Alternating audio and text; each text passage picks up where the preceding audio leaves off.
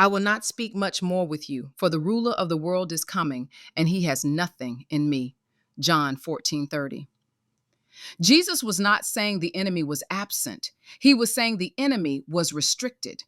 The phrase has nothing in me reveals a legal reality. The enemy could approach, but he had no handle, no entry point, no internal agreement. This is a statement of spiritual jurisdiction. In Hebrew thought, authority is always connected to alignment. Where there is alignment, there is access. Where there is misalignment, there is resistance. Unhealed soul wounds, bitterness, unresolved offense, and unforgiveness create what Scripture calls makom. Makom means a place, a standing, a position. When pain is left unattended, it becomes a place the enemy can stand.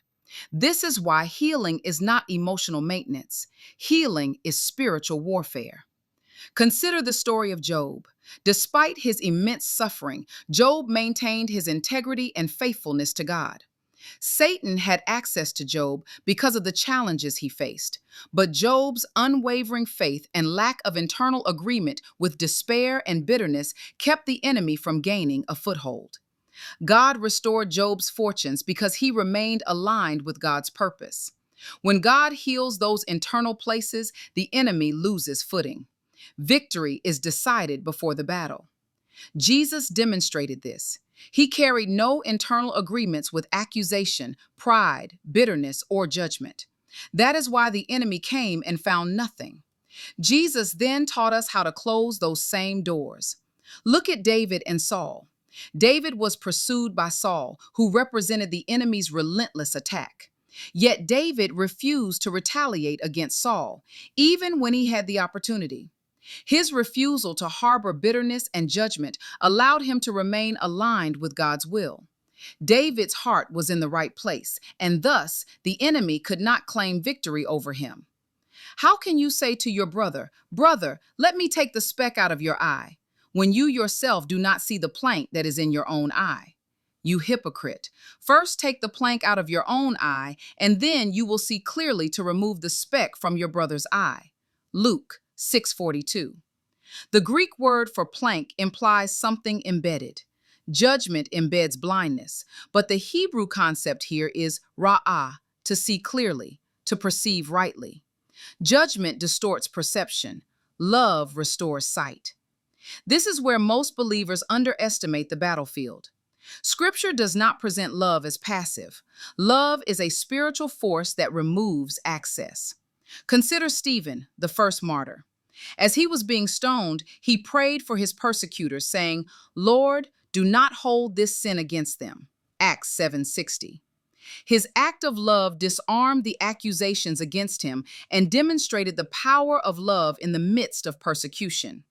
Bless those who persecute you. Bless and do not curse. Romans 12:14. Blessing in Hebrew is barak. It means to kneel and to release empowerment. When you bless instead of curse, you disarm accusation. No one has ever seen God, but if we love one another, God lives in us, and his love is made complete in us. 1 John 4:12. By this, everyone will know that you are my disciples, if you love one another. John 13:35.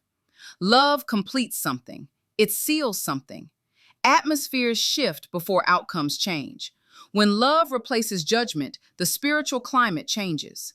When forgiveness replaces offense, authority increases. This not only affects individuals, it affects families, workplaces, ministries, businesses, communities, cities, and nations. The early church experienced tremendous growth and impact because of its love for one another. Acts 2:44-47 describes how they shared everything in common and cared for each other's needs. This unity and love created an atmosphere where God could work powerfully and the church grew daily. When the enemy comes, he looks for agreement. When he finds none, he is restricted. Healing removes access. Love removes leverage. Alignment restores authority. And when the enemy approaches, he must retreat because there is nothing in you that belongs to him.